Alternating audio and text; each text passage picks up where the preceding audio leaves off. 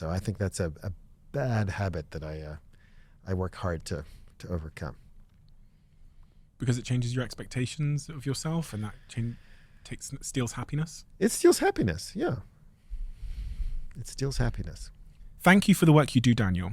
Very important, very, very important, and increasingly important, I think, when we look at the health outcomes, especially here in the United States, of people. I mean, you actually share a number of them in the book, which we didn't really go into, but they're just horrifying. Yeah, it's scary out there. Especially as it relates to exercise. There was one in particular that I wrote down because it horrified me. I can't remember. It was just all the stats around the current healthcare epidemic. Only 50% of Americans ever exercise, ever. Really? Ever? Ever.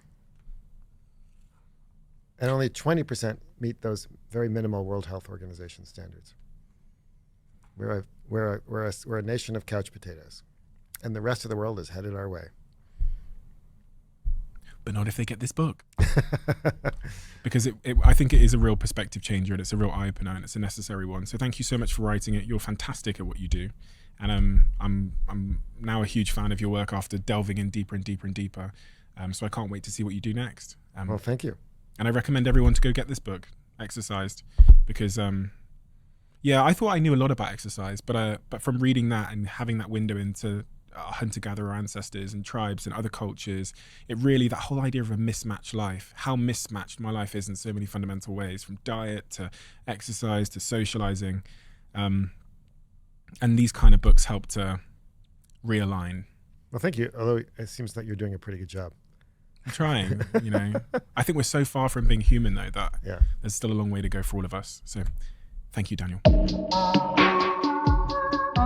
Quick one. As you know, Airbnb are a sponsor of this podcast, and I was actually in an Airbnb last weekend when me and my friends had a reunion in New York, and it's from staying in Airbnbs over the years that led me to start hosting my own place. I know friends of mine who actually Airbnb their own place in order to pay for the Airbnb they use when they're away on holiday, which is pretty smart. And maybe you stayed in an Airbnb before and thought, this is actually pretty doable.